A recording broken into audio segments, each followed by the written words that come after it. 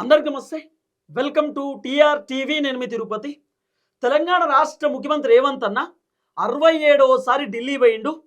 నిన్న రేవంత్ అన్నకు కాంగ్రెస్ అధిష్టానం నుండి ఫోన్ వచ్చిందట. రేపు ఇమీడియట్లీ ఢిల్లీకి రండి అని చెప్పి రేవంత్ అన్నకి చెప్పిరట. ఇవాళ పొద్దుగాల 10ంటికి రేవంత్ అన్న శంషాబాద్ ఎయిర్పోర్ట్ నుండి ఢిల్లీకి బయలుదేరిండు. సో ప్రజెంట్ ఢిల్లీలో రేవంత్ అన్న హైకమాండ్తో మీటింగ్లో ఉన్నటువంటి పరిస్థితి. హైకమాండ్తో మీటింగ్ అయిపోయిన తర్వాత మల్లికార్జున ఖర్గే, కేసీ వేణుగోపాల్తో రేవంత్ అన్న విడివిడిగా మీటింగ్లో పాల్గొన్నాడు. కేసీ వేణుగోపాల్, మల్లికార్జున ఖర్గే రేవంత్ రెడ్డికి వార్నింగ్ ఇచ్చిరు అనేది వినబడుతున్నటువంటి చర్చ. రేవంత్ రెడ్డి పైన మల్లికార్జున ఖర్గే కోప్పడ్డాడు అనేది వినబడుతున్నటువంటి వ్యవహారం. రేవంత్ అన్నను హుటాహుటిన ఢిల్లీకి ఎందుకు పిలిచిరు, పిలవడానికి గల కారణం ఏంది? నిన్న జగిత్యాలకు సంబంధించినటువంటి జీవన్ రెడ్డి కాంగ్రెస్ పార్టీకి గుడ్ బై చెప్పి మొత్తానికి బీఆర్ఎస్ పార్టీలోకి జాయిన్ అయినటువంటి పరిస్థితి. నిన్న BRS party working president KTR Jeevan Reddy వాళ్ళ ఇంటికి వచ్చిండు, జీవన్ రెడ్డితో మాట్లాడిండు, జీవన్ రెడ్డిని పార్టీలోకి ఆహ్వానించిండు. ఈరోజు జీవన్ రెడ్డి కేసీఆర్తో లంచ్ మీట్ ఉంది. జీవన్ రెడ్డి ఈరోజు కేసీఆర్కి సంబంధించిన ఎర్రపల్లి ఫామ్ హౌస్కి పోయినటువంటి పరిస్థితి. కేసీఆర్తో జీవన్ రెడ్డి మాట్లాడుతున్నటువంటి సిచ్యువేషన్, లంచ్ మీట్ ఉన్నటువంటి పరిస్థితి కూడా ఉంది. సో జీవన్ రెడ్డి వాళ్ళ ఇంటికి నిన్న కేటీఆర్ వచ్చినటువంటి నేపథ్యంలో ఈరోజు జీవన్ రెడ్డి కేసీఆర్ ఇంటికి పోతున్నటువంటి నేపథ్యంలోనే రేవంత్ రెడ్డికి హైకమాండ్ నుండి ఫోన్ చేసి హుటాహుటిన ఎందుకు రమ్మన్నారు. ఓవైపు జీవన్ రెడ్డి పార్టీ మారడం, మరోవైపు రేవంత్ రెడ్డికి హైకమాండ్ ఫోన్ చేసి ఇమీడియట్లీ రమ్మని చెప్పడం, ఎక్కడో తేడా కొడుతున్నది.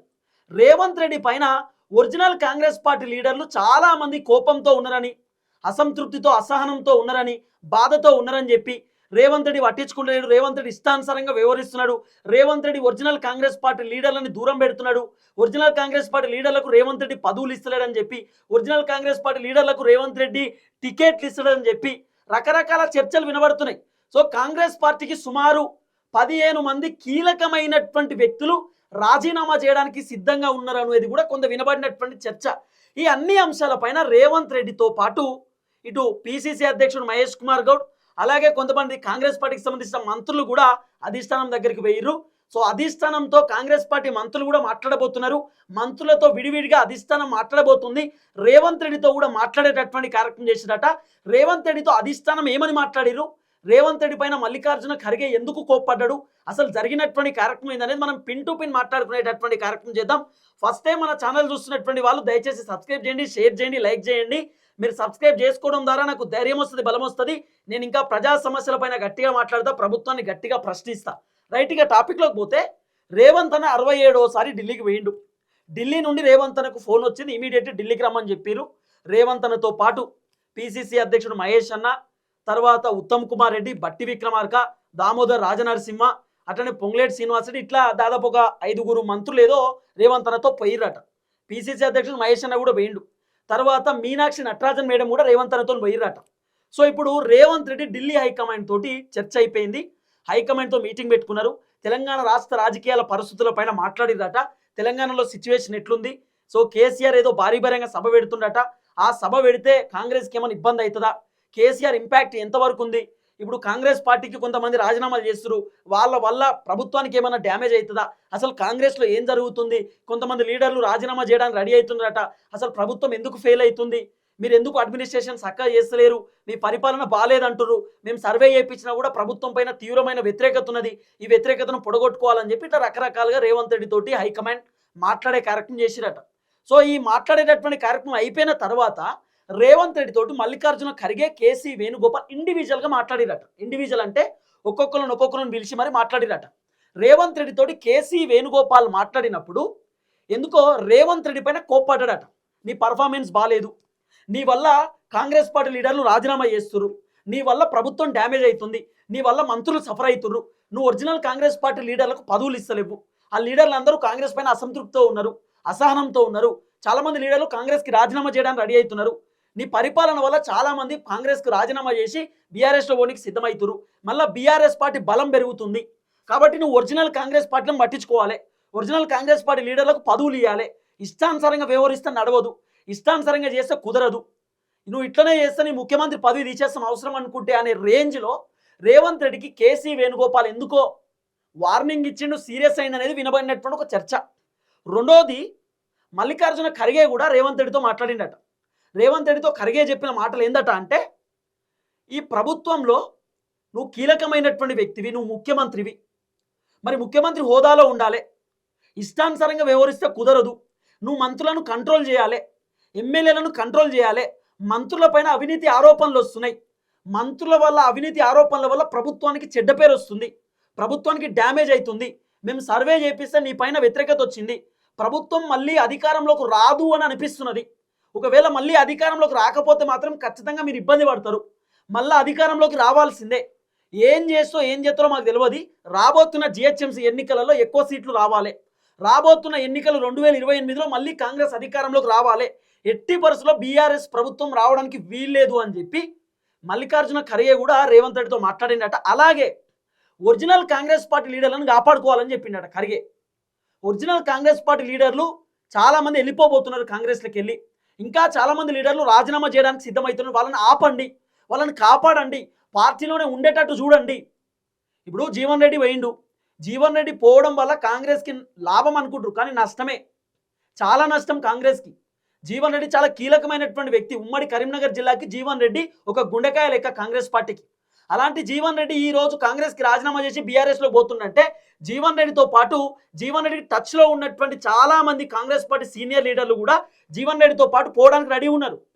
అయితే రేవంత్ రెడ్డిని పిలిచి మరి మల్లికార్జున ఖర్గే ఎట్టి పరిస్థితులలో కాంగ్రెస్ ఒరిజినల్ లీడర్లు పోవడానికి వీల్లేదు, వాళ్ళని కాపాడండి, ఏదో ఒక పదవి ఇవ్వమని చెప్పినాడు రేవంత్ రెడ్డికి. కాంగ్రెస్ పార్టీ అధిష్టానం రేవంత్ రెడ్డికి ఏదో ఒక పదవి ఇవ్వండి, ఏదో ఒకటి చేయండి, కానీ మీ వల్ల ప్రభుత్వానికి డ్యామేజ్ చేస్తే ఊరుకోము. ఓపెన్గా చెప్పినట్టు హైకమాండ్. మంత్రుల వల్ల ప్రభుత్వానికి డ్యామేజ్ వచ్చినా, మంత్రుల వల్ల కాంగ్రెస్ పార్టీకి డ్యామేజ్ వచ్చినా సహించం. ఇన్ని రోజులు ఓపిక పట్టం, ఇక ఓపిక పట్టం.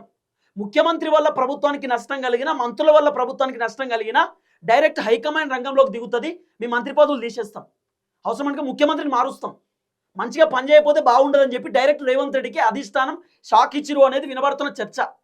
ఇక రేవంత్ రెడ్డికి ఏం చేయాలో అర్థమైతలేదు. ఎందుకంటే చాలామంది కాంగ్రెస్ పార్టీ ఎమ్మెల్యేలు, మంత్రులు రేవంత్ రెడ్డి పైన కంప్లైంట్ ఇస్తారు. రేవంత్ రెడ్డి ఇష్టానుసారంగా వ్యవహరిస్తుండు, ఇష్టమున్న నిర్ణయాలు తీసుకుంటున్నాడు, చెప్పినట్టు వింటలేడు. ఇప్పుడు కాంగ్రెస్లో original leader Uttam Kumar Reddy original leader, బట్టన ఒరిజినల్ లీడరు, కాంగ్రెస్లో కోమటిరెడ్డి ఒరిజినల్ లీడరు, సీనియర్ లీడర్లు, మళ్ళీ ఒరిజినల్ లీడర్లు కాదు సీనియర్ లీడర్లు, కాంగ్రెస్లో బలంగా పనిచేసిన వ్యక్తులు, అనేకమైనటువంటి పరిపాలనను చూసినటువంటి వ్యక్తులు, మంత్రి పదవులలో గతంలో నుండి ఉన్నటువంటి వ్యక్తులు, రాజకీయ అనుభవం ఉన్నటువంటి వ్యక్తులు. వీరు చెప్తే రేవంత్ రెడ్డి పట్టించుకుంటలేడట, మాట్లాడతలేడట. Original Congress party leader, senior లీడర్లు రేవంత్ రెడ్డికి సలహాలు సూచనలు ఇచ్చినా రేవంత్ రెడ్డి తీసుకుంటలేడట.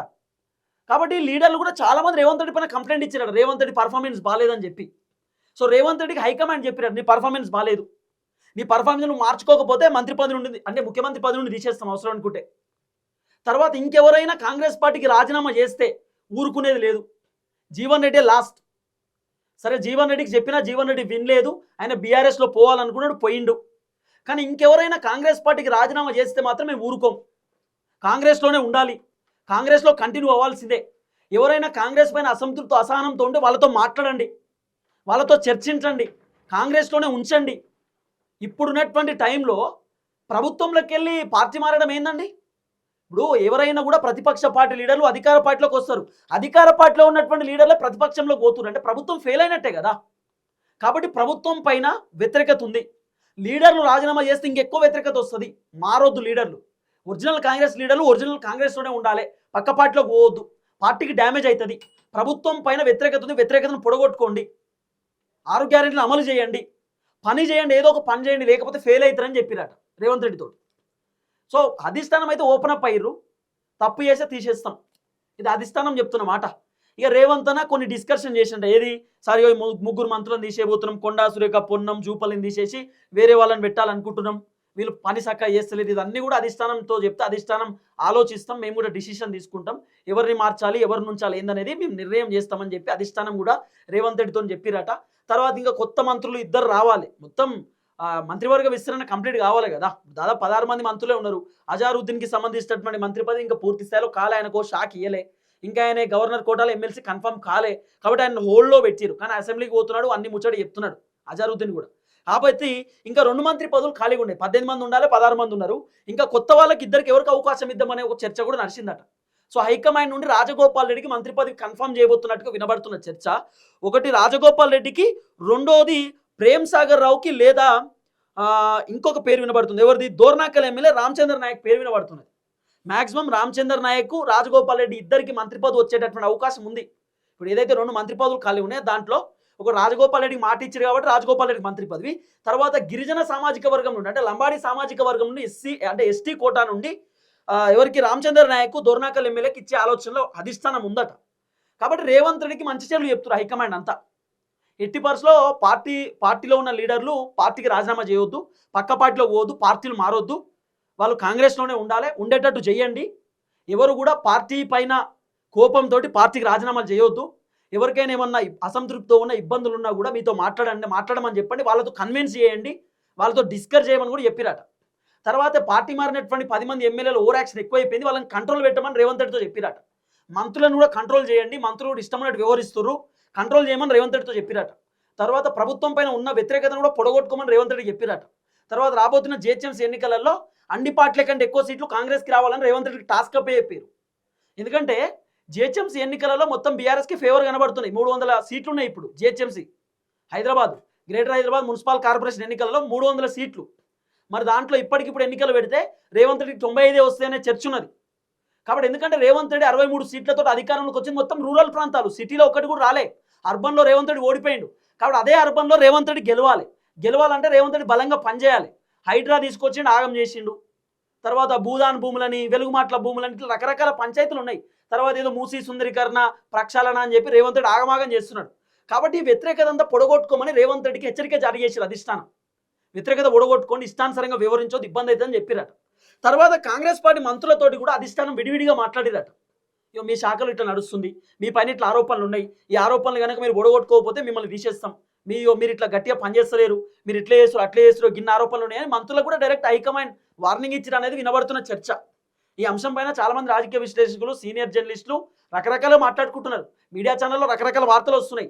రేవంత్ రెడ్డి 67సారి ఢిల్లీకి పోయింది, హుటాహుటిన అక్కడ ఏదో వర్కింగ్ కమిటీ మీటింగ్ ఉందట. మీటింగ్ అయిపోయిన తర్వాత అంటే రేవంత్ రెడ్డితో పాటు అన్ని రాష్ట్రాలకు సంబంధించిన కాంగ్రెస్ పార్టీ లీడర్లు అటెండ్ అయ్యారు. కీలకమైన లీడర్లు అంటే పీసీసీ పదవిలో ఉన్నటువంటి వాళ్ళు, తర్వాత కర్ణాటక ముఖ్యమంత్రి, ఇట్లా కీలకమైన పదవిలో ఉన్నటువంటి వాళ్ళు అటెండ్ అయ్యారు. అటెండ్ అయిన తర్వాత ఖర్గే, వేణుగోపాల్ ఇద్దరు కూడా రేవంత్ రెడ్డితో మాట్లాడిరట, డిస్కస్ చేసిరట.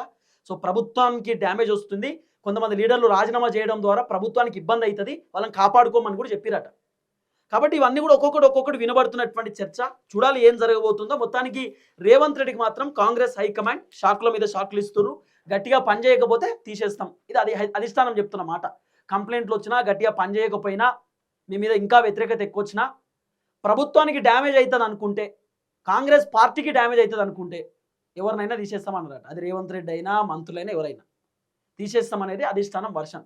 చూద్దాం ఏం జరగబోతుందో. దయచేసి వీడియో అందరికి షేర్ చేయండి. అందరికీ నమస్తే, థ్యాంక్ యూ సో మచ్. జై తెలంగాణ.